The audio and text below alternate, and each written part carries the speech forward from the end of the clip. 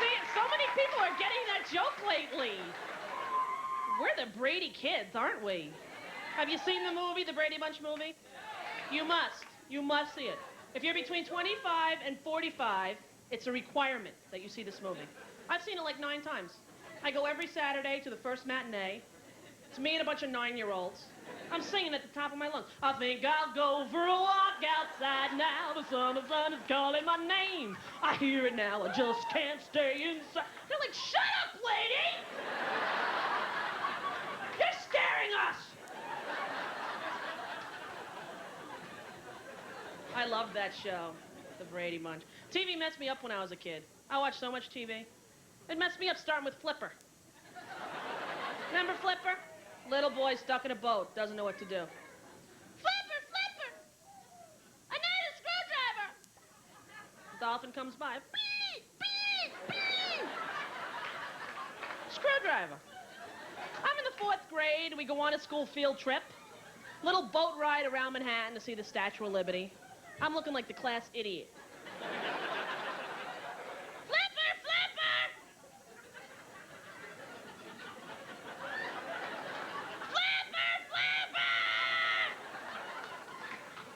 Starts laughing at me, going, Rosie, you're such an idiot. You believe everything on TV. I said, oh, I do not.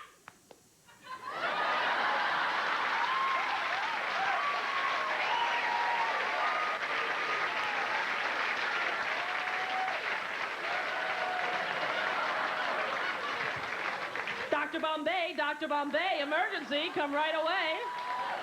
What show is that? Bewitched, that's right. That show messed me up, too. Not the witchcraft, not the trickery. One year, they just changed Darren's. For months, I was walking up to my father going, Daddy, just checking. Actors change roles. They never explain this to children. Bill Bixby went from the courtship of Eddie's father to the Incredible Hulk. I never followed this. Every time I watched the Hulk, I expected a little Oriental woman to come out and go, Mr. Eddie's father? Why you big, lean, ugly massa now? For 500 points, what was her name? Mrs. Livingston, who said that. You get the points. Remember that? That was child rearing in the early 70s. They'd have a whole episode. Mr. Eddie's father? Can Eddie have cookie before dinner? Imagine that show today. Mr. Eddie's father? Eddie smoke a lot of crack before dinner.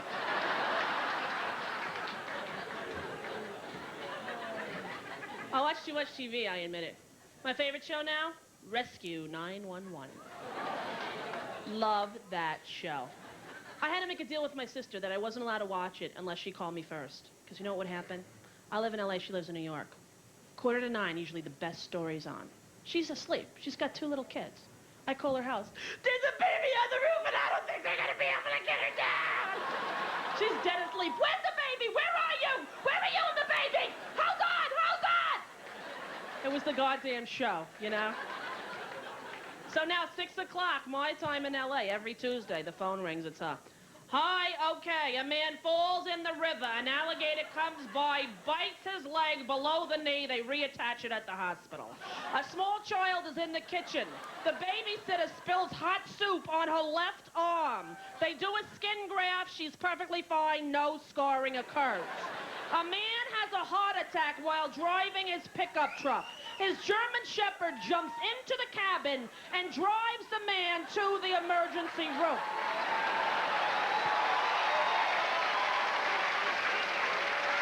It's a good show.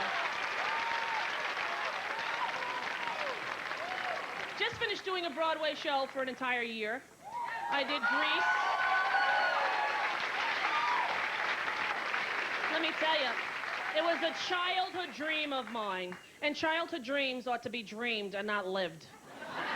Not that I didn't have fun, but I had no idea what it would take to do the same thing every night of my life for a year.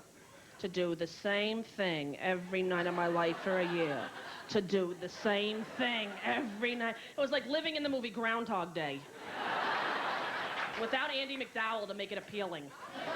It was unbelievable. The crowds in New York were so rude. 3rd week I'm there, singing my solo, cellular phone in the front row. There were things I could do.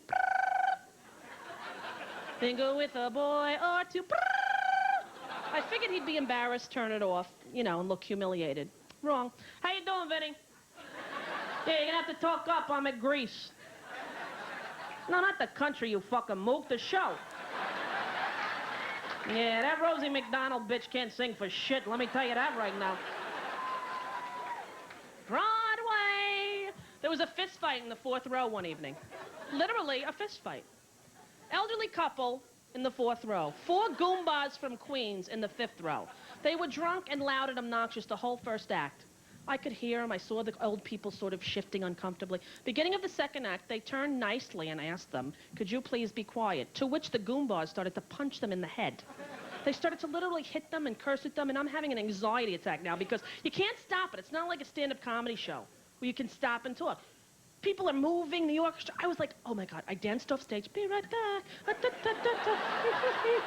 See you in a minute, Kanicki. And I told the stage manager, you gotta kick those people out. They just started a fight in the goddamn 4th row. We can't kick them out, Rosie. We don't know where they're sitting. They're sitting behind the bloody people.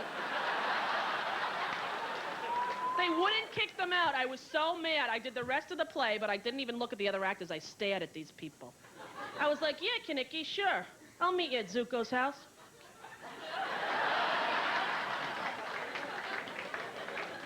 At the end of the show, you know, we took our bows. I, like, cursed him out. I'm like, you are sick, man. You're sick to hit an old person in the head like that. You know that? You're out of your fucking mind. I should hit you in the head with a 2x4.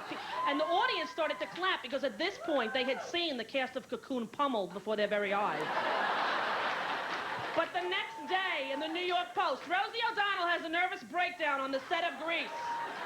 Close family member says she's taking pot.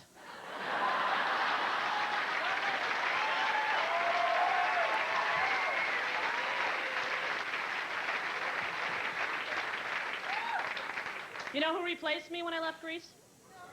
Brooke Shields, that's right. Because when you think of comedy, you think of Brooke Shields. She's actually very good in it. I saw her in it. It's not a hard role. It's not like Shakespeare. It's Grease. If I could do it, she could do it. She did great. I feel bad for her. Her name's been Brooke Shields her whole life. That's a tough name to go through. Don't you think Brooke Shields sounds like a feminine protection product? Ladies having a heavy flow day? Try new Brooke Shields. With wings. I want to have kids. I do.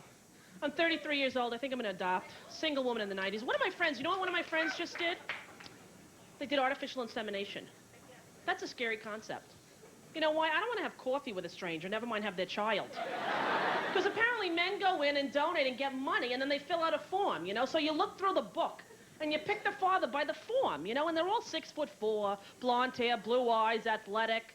I picture a troll with one eye going, where's my $50? I want my money! Loves literature, enjoys the ballet. It scared me. I had nightmares that I was in the delivery room and the doctor goes, Rosie, it's a gremlin.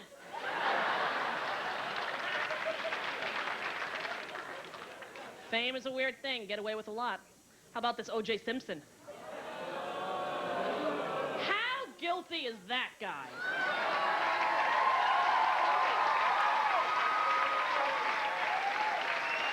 It's not? Yeah. It's pathetic. It seems unfair to me if you're rich, you get to have a $10 million defense team. You know, and we have to have Marcia Clark with her $40,000 a year. It's not fair. It's like Perry Mason against Scooby-Doo. She's up there, row. I mean, she's trying her best, but she's in over her head, you know? She badgers her own witnesses. Have you noticed that? So, Detective, you were the first police officer at the scene of the crime. Is that right? Thank you. So what you're saying, basically, is that as far as police personnel are concerned, you, in fact, were the first one to arrive there. Am I right? Okay, great. So just to clear it up, as far as cops are concerned and people who were there was just some dead people and you? Objection.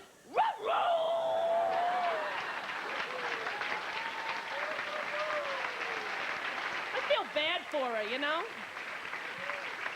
I cannot wait until the defense gets their shot.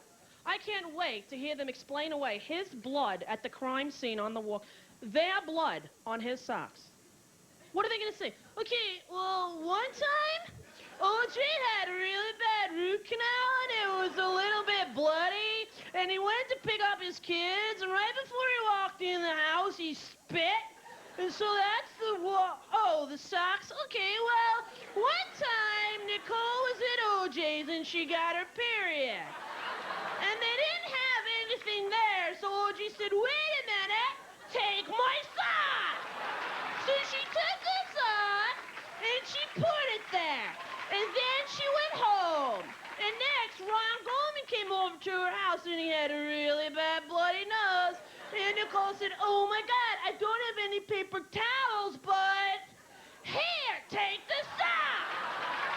And he took the sock, and he used it. And then he threw them in the garbage. And then OJ came over and he said, oh my God, those are my socks.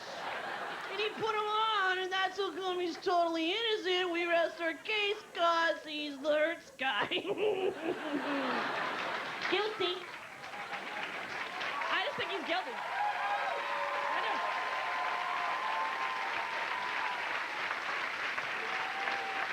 I think that there is no way in the world that that's how an innocent person acts. I don't care who you are. You're innocent. You've done nothing wrong. The cops show up at your house and say, we hate to tell you this, but a woman you used to be married to, the mother of your children, is dead, and you're a suspect. Innocent person says, what do you need? Take my fingerprints, take a hair sample. Fuck, give me a pap smear. Didn't do it. Did not do it. You're not in the Bronco with $10,000, a passport, and a fake beard going, where's Mexico? Where's Mexico? Get away from me! Get away from me! Get away from me! I want my mommy! I want my mommy! Guilty. Guilty! He's a guilty guy! And the cops messed up. I'm the first to admit that. As soon as they found the dead bodies, they should have called Angela Lansbury. Would have been over in 38 minutes, and I'd get to watch all my children uninterrupted once again.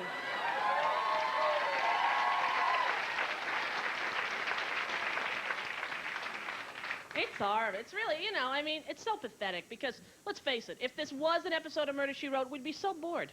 We'd be like, the football player did it. What else is on? But we're there every day watching Kato. He is pathetic. He is. You ever catch a little kid lying? They try to come up with answers. They try to listen real hard. They're like...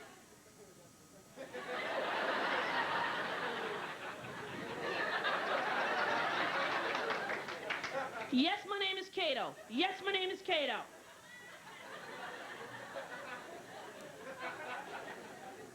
Yes, we went to McDonald's. Yes, we went to McDonald's.